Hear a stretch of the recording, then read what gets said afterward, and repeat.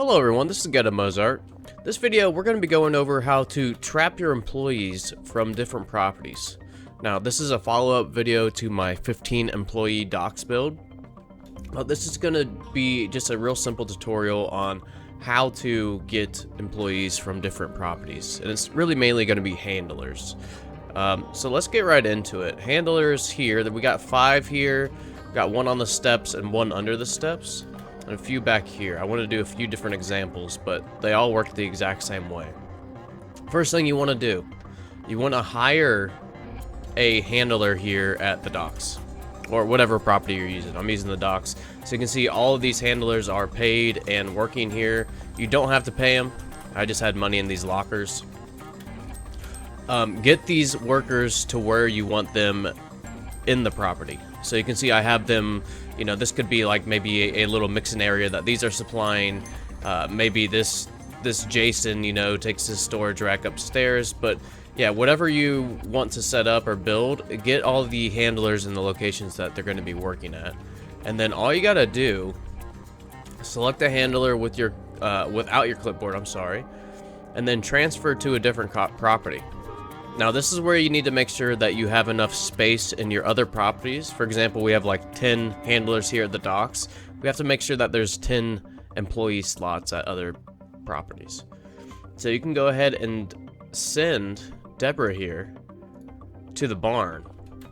But since she's trapped, she's actually going to stay here, right? So you could also trap your employees by blocking off this big door here with some cars, or that door and this door. You know, there's several ways to trap employees. This is just a basic setup. Now you'll see that Deborah is standing here in the corner, and you'll say maybe we can send Kenneth somewhere else, maybe to the sweatshop.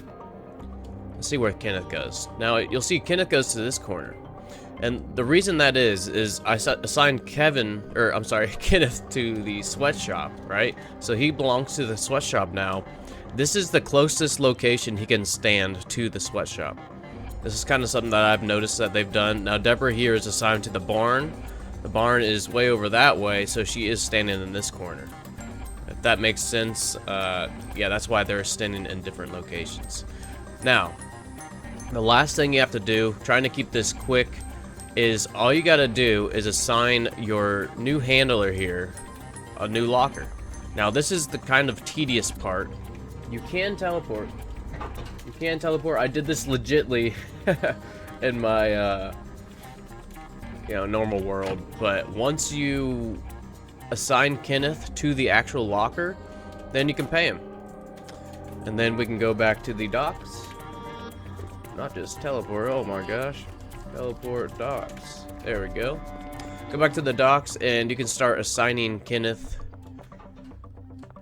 routes, and he will work. Let's just do something like this, and we'll take, I don't know, let's take this one. And he should just take from here to here. See, and he actually is at the sweatshop being paid.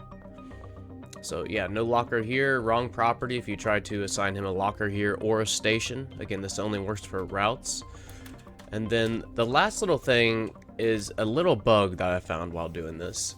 And you can see it right here, Deborah Jones, and then there's another thing right in the middle of our screen. A save and reload does fix this.